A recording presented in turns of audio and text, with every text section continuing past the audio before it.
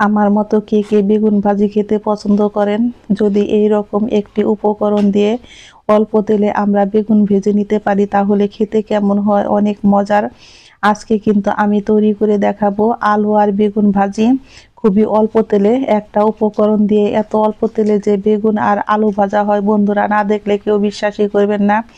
আমি কিন্তু এখানে গোল বেগুন নিয়েছি একটা, আর নিয়েছি এখানে বড় সাইজের 3টা আলু।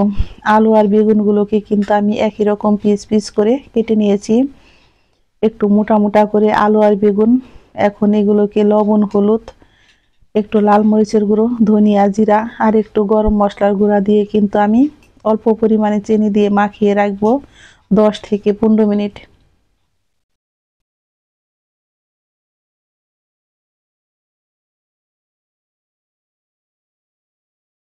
এই রকম অল্প তেলে বেগুন ভাজি হলে বন্ধুরা খেতে কতই না মজার হয়। গরম গরম ভাত, খিচুড়ি, রুটির সাথে খেতে হয় কিন্তু দারুণ মজার।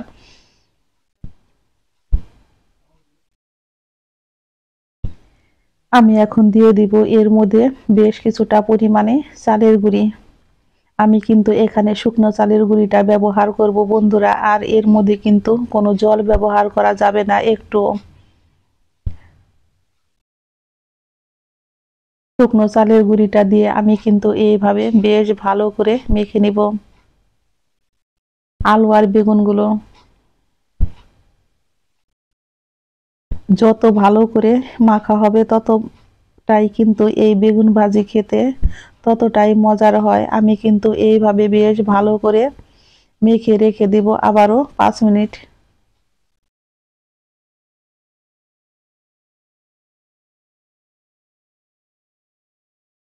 চলে যাব চুলায়। চুলায় আমি কিন্তু একটা ফ্রাই প্যান বসিয়ে দিয়েছি, আর এর মধ্যে দিয়ে দিব খুবই অল্প পরিমাণে সাদা তেল। তেলটা আমি কিন্তু হালকা একটু গরম করে নিয়ে এখন এর মধ্যে দিয়ে দিব একে একে মাখিয়ে রাখা বেগুনগুলো।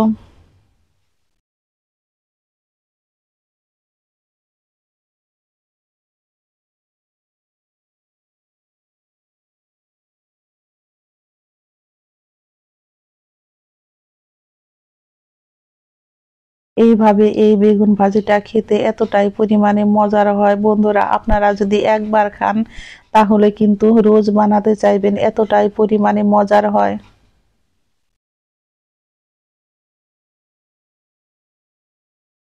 আমি কিন্তু সমস্ত বেগুনগুলো দিয়েছি। এখন চুলার আঁচটাকে মিডিয়াম রেখে এইভাবে আমি বেগুনগুলোকে উল্টে পাল্টে ভেজে নিব। আমি কিন্তু একদম লো আছে এইভাবে বেগুনগুলোকে উল্টে পাল্টে ভেজে নিব। বন্ধুরা, আপনারা বেগুন ভাজি করার সময় অবশ্যই কিন্তু এইভাবে চালের গুঁড়িটা ব্যবহার করবেন। আর এইভাবে চালের গুঁড়ি দিয়ে বেগুন ভাজলে আপনারাও কিন্তু অবাক হয়ে যাবেন, এটা জাদুর মতো কাজ করে। এত অল্প তেলে যে বেগুন ভাজা যায় আপনারা না ভাজলে কিন্তু বিশ্বাসই করতে পারবেন না। এই পর্যায়ে আমার রান্নার রেসিপি একটু হলেও যদি ভালো লেগে থাকে বন্ধুরা অবশ্যই একটা লাইক করবেন, কমেন্ট করবেন, এবং যারা আমার নতুন বন্ধু আছেন তারা আমাকে একটা সাবস্ক্রাইব করতে ভুলবেন না। আমার নতুন এবং পুরাতন সকল বন্ধুদের জানাই আমি অসংখ্য ধন্যবাদ।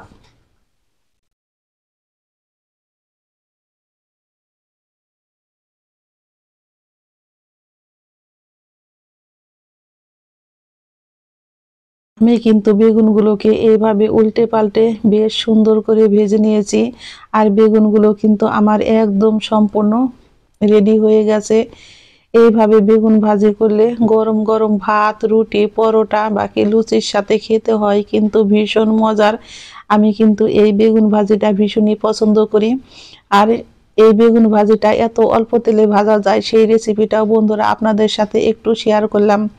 বেগুনগুলো আমার সুন্দর করে ভাজা হয়ে গেছে, আমি এখন চুলায় থেকে নামিয়ে নিব।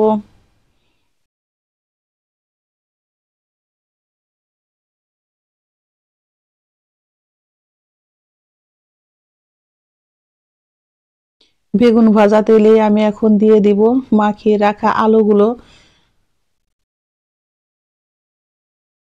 আমি কিন্তু আলুগুলো দিয়েও এখন এইভাবে চুলার আঁচটাকে একদম লোতে রেখে এইভাবে আমি আলুগুলোকেও ভেজে নিব।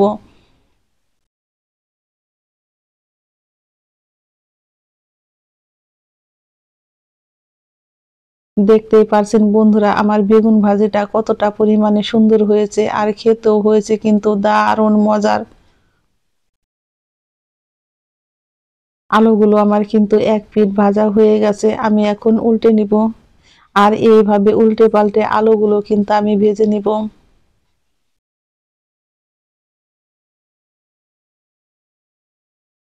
যে বাচ্চারা সবজি খেতে চায় না তারাও কিন্তু চেয়ে চেয়ে খাবে, এতটাই পরিমাণে মজার হয়।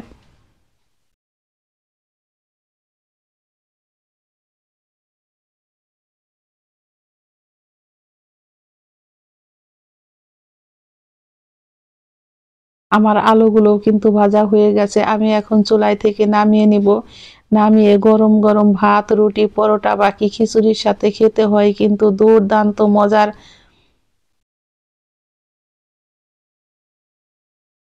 আমি আজকে কিন্তু এই গরম গরম খিচুড়ি দিয়ে এই বেগুন আর আলু ভাজি খাবো। সকলেই ভালো থাকবেন, সুস্থ থাকবেন। আমি আবারও ফিরবো নতুন নতুন কোনো রান্নার রেসিপি নিয়ে।